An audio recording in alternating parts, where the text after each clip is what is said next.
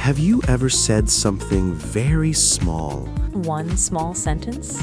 and later wished you could pull it back?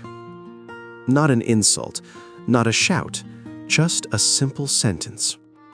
Sometimes it's not the loud words that destroy things. It's the quiet ones, spoken to the wrong ears. Today's story is about how one harmless sentence slowly turned into a disaster.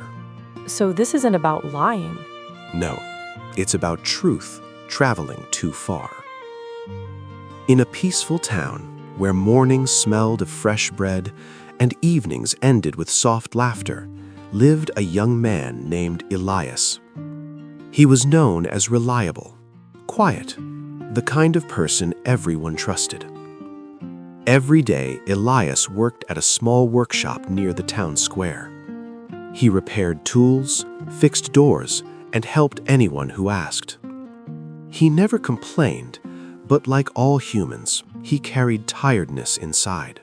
And evening, as the sun dipped low and shadows stretched across the street, Elias locked up the workshop. His shoulders ached, his hands were sore, his mind felt heavy. He sat on a wooden bench outside, breathing slowly. Let me guess, this is where the sentence happens. Exactly. A neighbor walked by and casually asked, "Long day?" Elias smiled faintly and replied, "Yeah, maybe I need a little break soon." That was it. No anger, no plan, no rebellion. Just one honest sentence, spoken without fear. But the town had something Elias underestimated. Ears that listened and mouths that loved to repeat.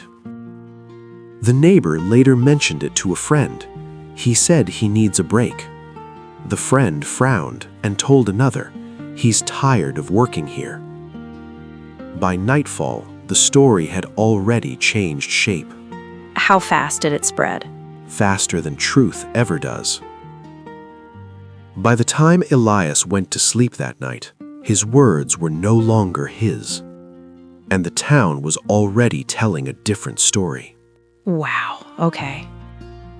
The next morning, the town woke up early, not because of excitement, but because of suspicion. At the marketplace, people whispered instead of greeting each other. "He's planning something. I heard he wants to leave. They say he's unhappy here." Each sentence sounded confident. None of them were true. Did anyone actually ask Elias what he meant? No, because rumors don't like questions. By midday, the story reached the ears of the workshop owner, the man who had trusted Elias for years. He stopped what he was doing when he heard it. "So he wants a break?" "No," someone corrected. "He wants to quit." Another added, "He's been complaining behind your back." The owner's face hardened. That's a big jump from one sentence. But fear fills in gaps very easily. The owner began to replay every moment in his head. Elias being quiet, Elias leaving on time, Elias sitting alone that evening. Suddenly, normal behavior looked suspicious. Instead of calling Elias over, instead of asking a simple question, the owner decided to observe. He watched Elias closely that day. Every pause looked like laziness. Every sigh felt like disrespect. So the rumor changed how he interpreted everything. Exactly. Once a story enters the mind, it edits reality. That evening, the owner spoke to others. "If he's already planning to leave," he said, "I need to protect the workshop." Protect, that word sounded reasonable, but protection, when mixed with fear, can become punishment. Meanwhile, Elias felt something was off. People avoided eye contact. Conversations stopped when he walked by. He felt it, but didn't understand why. Did he defend himself? He didn't know he needed to. That night, a decision was made quietly, firmly, and without Elias in the room. And by morning, one small sentence was about to cost far more than rest. The next morning arrived quietly. No arguments, no confrontation, just decisions already made. Elias walked into the workshop as usual. He greeted the owner with the same calm respect, but the air felt cold. The owner avoided his eyes. By midday, Elias was called aside. No anger, no explanation, just a short sentence. "We think it's best you stop working here." Elias froze.